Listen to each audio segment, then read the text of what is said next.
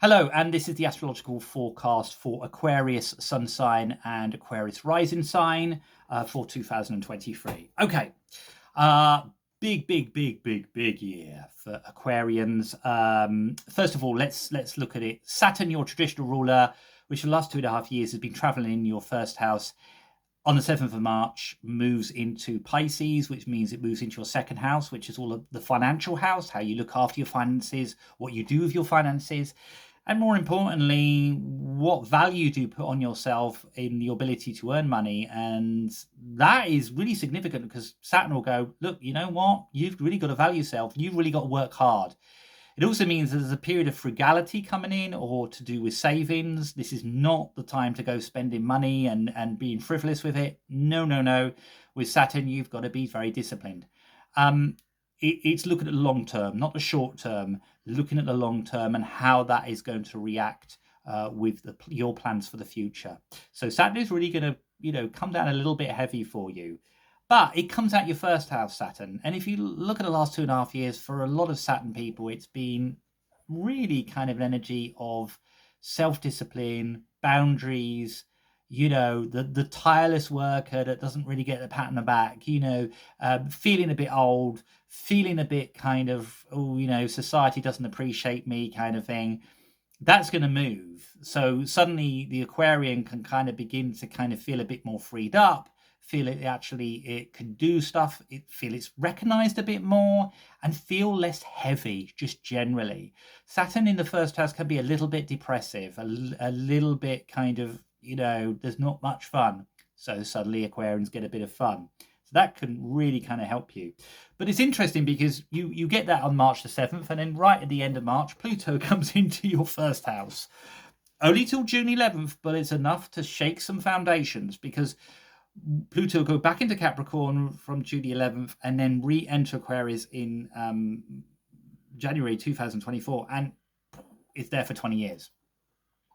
So Pluto in Aquarius is a huge one. So you get rid of Saturn, and then Pluto comes in and goes, right, okay, you thought that was serious. Saturn, no, you've got me now.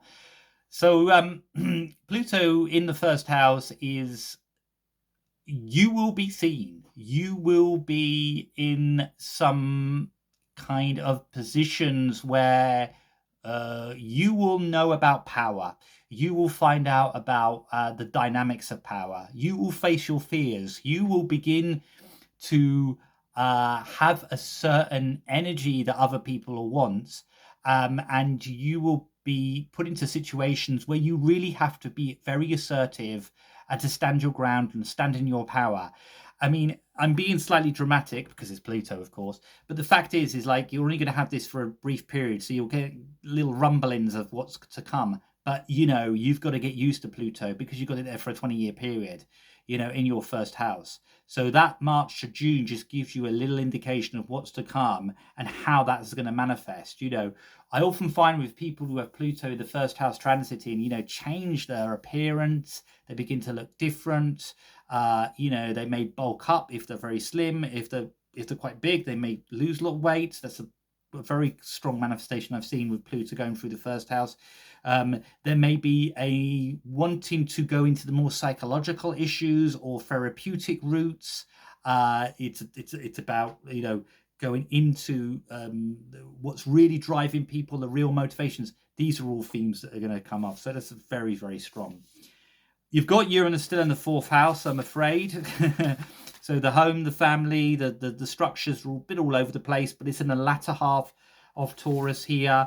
You've got a lunar eclipse in the 4th house on the 5th of May, and then one on the 28th of October in Scorpio, a 10th house. The dynamics between the home, the family, and career, a lot of changes in that 6-month period. Jupiter's in your 3rd in the first half of 2023 up to the 16th of May. That's all about communication, expansion, great for like social media and getting the words out. And then it moves from the 16th of May onwards into your 4th house, which is about the home, maybe buying property, moving, themes to do with property is going to come up for a whole year, or definitely for the rest of 2023. So look out for that one. It's a big year for Aquarians. I think the Saturn moving into the second house I think a lot of Aquarians would be quite pleased at that. But it does mean that your focus is more on finance than ever before. You know, I think that Pluto is really, how you respond to that energy is going to be interesting. Because Pluto in modern astrology rules your 10th house, your career house. So whatever changes you're going to make is going to be for your career as well. There's going to be a direct, and there's a natural square between the first house and the 10th house, which means there's a conflict. So that's what you've got to get over. Just because there's a conflict doesn't mean you can't do anything about it. Far from it. It means that action is required. But so that's going to be very interesting, that Pluto. Very interesting indeed, you know, about how that looks at, because that Pluto since 2008 has been traveling your 12th house, which is the house of mental health, which is the house of self-undoing, which is the house of the unconscious, dreams.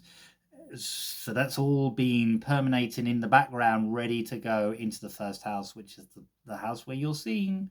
So you've got to get used to that, Aquarians. Anyway, if you like the video, press the like button. If you want to become a subscriber, just press the subscribe button. And thank you very much for watching.